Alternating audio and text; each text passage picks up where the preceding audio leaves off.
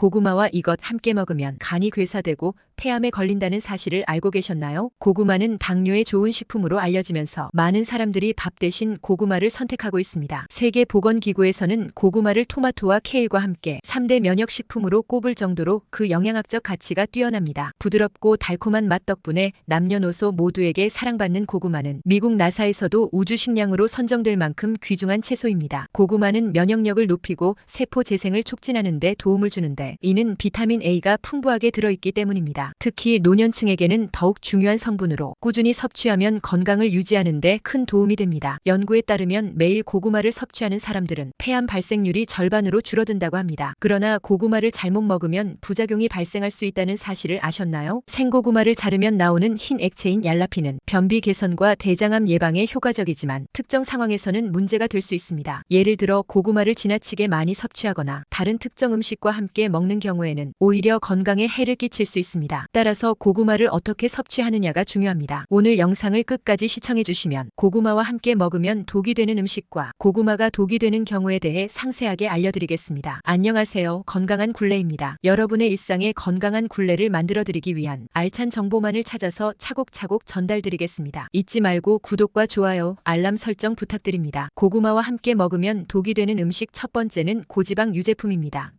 먼저 고구마는 섬유질이 풍부하여 소화를 돕고 장 건강에 긍정적인 영향을 미칩니다. 그러나 버터나 크림과 같은 고지방 유제품은 지방이 많이 포함되어 있어 소화를 느리게 만들 수 있습니다.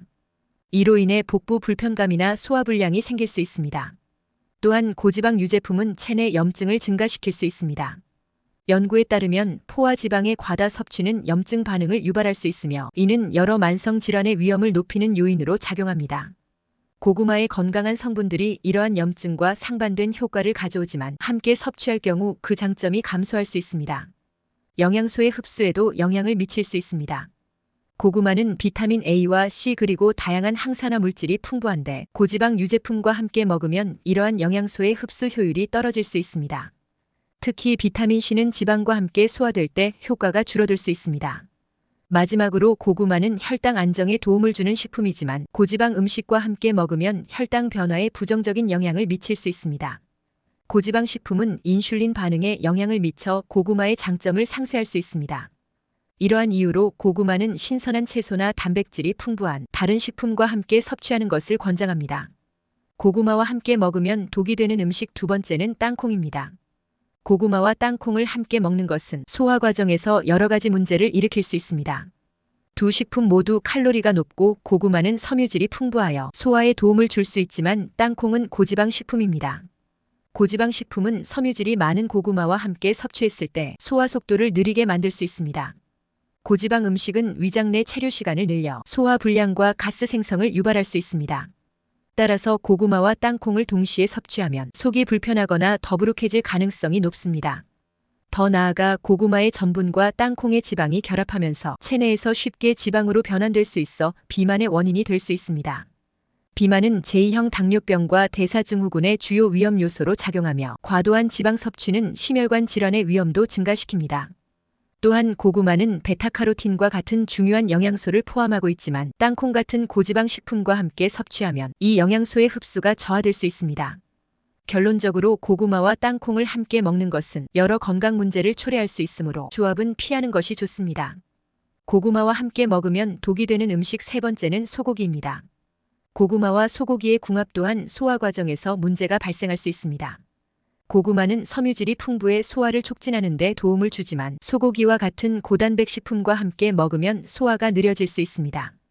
특히 고지방 부위의 소고기는 소화가 더디게 이루어져 위장에 부담을 주고 이로 인해 복부 불편감이나 소화불량이 생길 수 있습니다. 또한 영양소의 흡수 저하 문제도 있습니다. 고구마와 소고기를 동시에 섭취하게 되면 서로 다른 영양소의 흡수에 부정적인 영향을 미칠 수 있습니다. 예를 들어 소고기에서 발견되는 철분이 고구마의 특정 성분과 결합하여 흡수를 방해할 수 있습니다. 이로 인해 소고기에서 필요한 영양소를 충분히 흡수하지 못할 위험이 있습니다. 칼로리 문제도 무시할 수 없습니다. 고구마와 소고기를 함께 먹으면 전체 칼로리가 높아지게 됩니다. 소고기의 지방 함량이 높을수록 칼로리가 증가하므로 체중 관리에 신경 쓰는 사람들에게는 이 조합이 불리할 수 있습니다. 이러한 이유로 고구마는 단백질이 풍부한 다른 식품과 함께 섭취하는 것을 권장합니다. 지금까지 정보가 도움이 되셨다면 주변 분들에게도 널리 알려주세요. 구독과 좋아요도 큰 힘이 됩니다. 이처럼 음식의 조합뿐만이 아니라 섭취만으로 고구마가 독이 되는 경우들이 있습니다. 구체적으로 어떤 경우에 고구마가 독이 되는지 지금부터 상세하게 알아보겠습니다. 고구마를 섭취할 때 주의해야 할 점 첫 번째는 검은 반점이 있는 고구마입니다. 이러한 검은 반점은 강력한 독소를 포함하고 있어 섭취할 경우 구토, 고열, 복통, 그리고 호흡 장애와 같은 심각한 증상을 유발할 수 있습니다. 특히 이러한 증상이 심각해지면 간이나 폐가 괴사하는 위험도 존재합니다. 간이나 폐에 문제가 있는 환자나 노약자들은 더욱 주의해야 합니다. 검은 반점이 있는 고구마는 전염성이 강해 해당 고구마뿐만 아니라 함께 보관하는 다른 고구마에도 독소가 퍼질 수 있습니다. 농촌진흥청의 연구에 따르면 검은 무늬병이 없어 보이는 부위에서도 독소가 존재할 가능성이 있다고 하니 주의가 필요합니다. 검은 반점 주변에서 독소가 퍼져 있을 수 있으며 이러한 독소는 조리 과정에서도 남아 있을 수 있습니다. 또한 고구마를 먹을 때 쓴맛이 느껴진다면 섭취를 피하는 것이 안전합니다.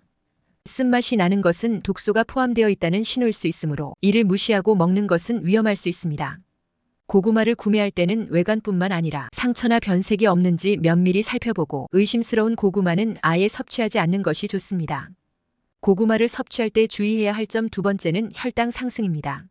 생고구마는 혈당을 안정적으로 유지하는 데 도움이 되지만 조리 방법에 따라 혈당 지수가 달라질 수 있습니다.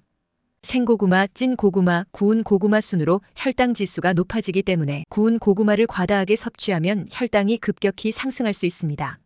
특히 당뇨가 있는 경우에는 구운 고구마보다는 생고구마를 중심으로 섭취하는 것이 좋습니다.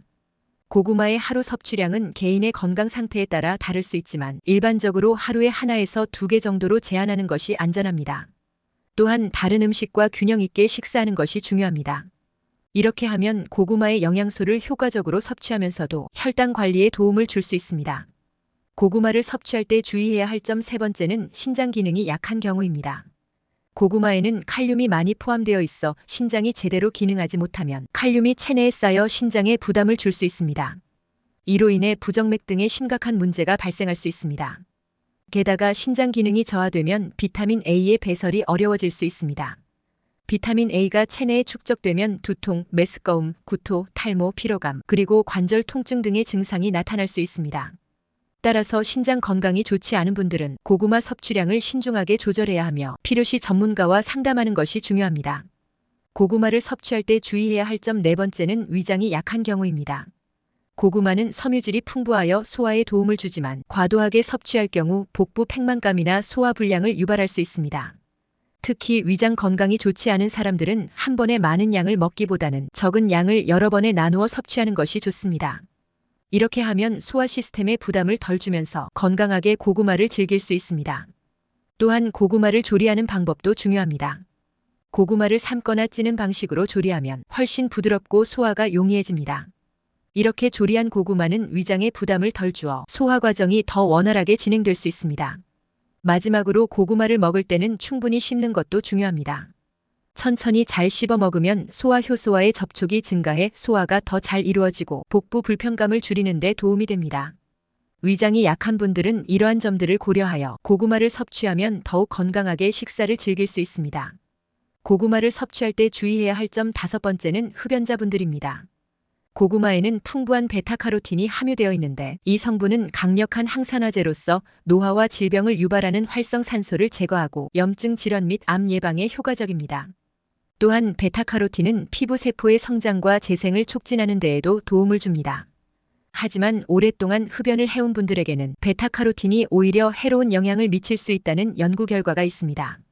미국 국립보건원의 연구에 따르면 하루 베타카로틴 섭취량이 20에서 30mg인 흡연자는 베타카로틴을 섭취하지 않는 흡연자에 비해 폐암 발생 위험이 24% 증가한 것으로 나타났습니다. 이는 베타카로틴이 폐에 이미 손상을 입힌 흡연자에게는 부정적인 영향을 미칠 수 있음을 시사합니다. 고구마에서 베타카로틴의 함량은 품종에 따라 다르지만 일반적으로 속이 노란 품종의 고구마가 베타카로틴이 더 많이 포함되어 있습니다. 건강한 폐를 가진 사람에게는 폐암 예방에 도움이 될 수 있지만 흡연자의 경우 과도한 섭취는 오히려 폐암 위험을 증가시킬 수 있습니다. 물론 하루에 한두 개 정도 섭취한다고 해서 바로 폐암이 생기지는 않겠지만 이러한 사실을 인지하고 주의하는 것은 매우 중요합니다. 따라서 흡연자들은 베타카로틴 섭취에 각별히 신경 쓰고 가능하다면 섭취량을 조절하는 것이 좋습니다. 건강을 위해 이러한 점을 염두에 두고 고구마를 즐기는 것이 바람직합니다. 지금까지 고구마와 함께 먹으면 독이 되는 음식과 고구마가 독이 되는 경우에 대해 알아보았습니다. 생각보다 우리 주변에는 저렴하지만 건강하고 맛있는 과일과 채소들이 많습니다. 무턱대고 비싼 건강식품을 복용하기 전에 건강한 식재료로 꾸준히 섭취하는 습관을 먼저 가져보면 어떨까요? 앞으로 건강한 굴레 채널에서는 일상에서 쉽게 접할 수 있는 건강한 식재료와 생활 습관에 대한 알찬 정보를 가지고 오겠습니다. 많은 관심 부탁드립니다. 시청해주셔서 감사합니다.